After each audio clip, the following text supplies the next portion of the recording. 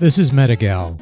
She's a robot thing who was transformed into a super fighting robot thing and has an arm cannon to shoot at other robot things, and she has to defeat the evil forces of General Creeper, and when she defeats the evil bosses, she gets their special powers and stuff. As you could probably tell, Metagal is a ripoff of famed video game franchise Rocco-chan, itself a blatant ripoff of long-forgotten video game The Korean Conquest with a capital K. Word. Originally released onto mobile phone platforms like Android or iOS, Metagal eventually graced Steam back in May of 2016, which is around the same time that the much maligned hyperbolized Mighty No. 9 graced the world with its presence, finally. And rather than jumping on the bandwagon everyone else was jumping on and instantly regretting it,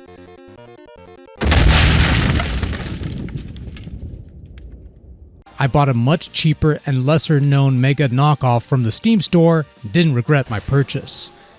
Unfortunately, other things came into play and I never gave this game a fair, proper play until about a year or so ago when Metagal hit Nintendo Switch and other consoles in 2019, and so here we are. So Metagal is practically a near-carbon copy of that one game there, where you control a bombing robot gal with a buster blaster thing whose shots can pass through solid matter, thank you for that, I much appreciate it, and can choose which order of robot mistresses or gals you could tackle, and when you beat a robot gal you get their powers and stuff, and once you clear the initial wave of 4 robots, you get to challenge the final 4 levels and kill more things and stuff, and sounds about right I guess. So, Metagal, like I said, is familiar mega fare. You got some basic abilities, running, jumping, shooting, and dashing. You also have a charge shot, but instead of holding down the fire button to charge said shot, you have a secondary fire button that launches said projectile, which drains this battery meter that slowly refills before you can launch another one. This battery meter is also what powers your acquired weapons, thus giving you a little more freedom to use said weapons without worrying about running out of ammo.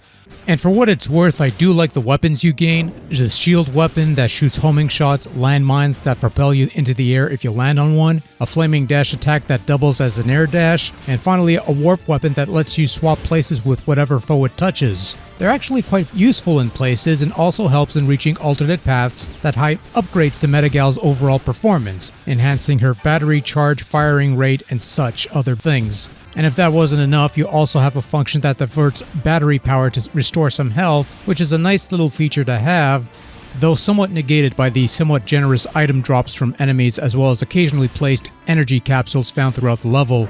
Still a convenient little feature for those who need it and somewhat of a handy tool to have at times.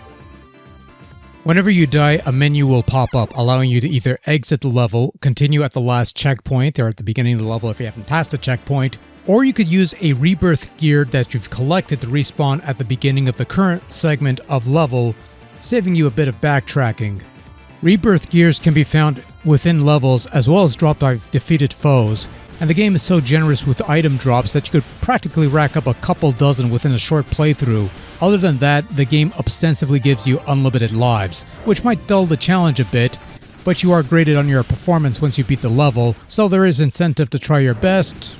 Or don't if you don't care for such things, it really doesn't matter. Metagal isn't a particularly long game, only 9 stages including an intro level, 4 Robot Gal stages, and 4 Fortress levels, meaning a typical Mega Man player of sorts could probably clear this one within an hour or two, give or take. The levels themselves are pretty standard Mega Man-esque fare. You'll run through some fairly linear levels, fight some enemies, endure the occasional gimmicks such as rotating flamethrowers, warp portals, and even some gravity fields to name a couple interesting ones, and of course insta-kill spike beds, pits, and death beams can be found here and there. With that said, Metagal is no walk in the park. There is a bit of questionable enemy placement at times. Respawning foes is a reality you'll have to get used to fairly quickly, particularly in regards to vertically inclined segments, and some of the platforming bits tend to be pretty tricky, with some of the more troublesome bits reserved for the Fortress levels, which you can select from the stage select as they're unlocked and revisit anytime you want. As far as boss battles go, well, it's a matter of pattern recognition and hopefully stumbling on which robot is weak to which weapon in that rock, paper, scissors circle. So be patient and you'll eventually get it. Maybe, maybe not. with unlimited lives as well as the rebirth gears allowing you to restart the segment you died in, mostly. Metagal's challenge is somewhat mitigated but no less formidable, and the game does grade you if you do poorly, it'll show, and if you don't care, that's okay too. Beating the game unlocks the 4 other robot gals you could play as in separate save files, and each one has their own unique abilities and experiences that are probably worth trying out, but if you don't care, not much else I could say there. Metagal controls pretty well, movement is pretty slick, jumping is quite smooth, dashing works fairly well, and you can even use the bumpers to cycle through weapons. Ladders are a bit of a picky thing because sometimes Metagal won't let go of the ladder once you've reached the top, and this results in her getting stuck at times. Aside from that, my only other knock is the lack of button customization, as dashing is mapped to the X button while A is your weapons fire button, which feels a bit backwards, especially if you played any number of Mega Man games from X onwards. Once you get around that, it ain't too bad, and you have up to 9 save slots. 9 save slots. That's a novelty nowadays. So right off the bat, Metagal is a fairly decent looking game for the style it's trying to go for, that sort of pseudo 16-bit style. Say what you will about the style of character design and how all the gal robots are basically slight redresses of each other, but the very scenery is rather detailed and colorful. I enjoy some of the enemy designs, as rudimentary as they may seem. Game runs at a pretty smooth frame rate. There are a couple glitches here and there, such as... I don't think that's supposed to work the way it's supposed to, but I've heard other glitches taking place from other people falling through platforms and such, but I haven't encountered such issues myself, so I can't really comment on that. Other than that, the game looks pretty good for the style it's trying to replicate. Sound's the only real weak link here, not so much that it's bad, but rather it's forgettable, generic-sounding techno chiptunes that feels like something taken from a stock royalty-free video game music pack. I'm not saying that's the case, I'm just saying that's what it sounds like.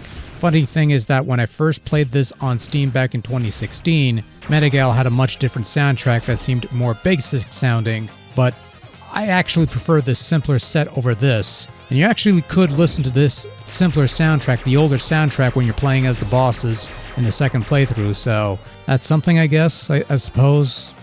Oh well. Sound effects are kind of stock sounding sound effects, nothing special. And there's a couple grunts here and there, but again, whatever.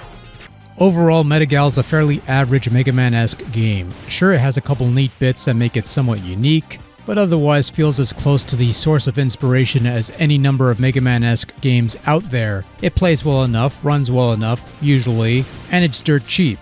Metagal isn't going to win points for originality, nor will it make anyone cry like a Mighty No. 9 fan on release day, but for what it does well enough and is otherwise perfectly acceptable mega fare for a budget price.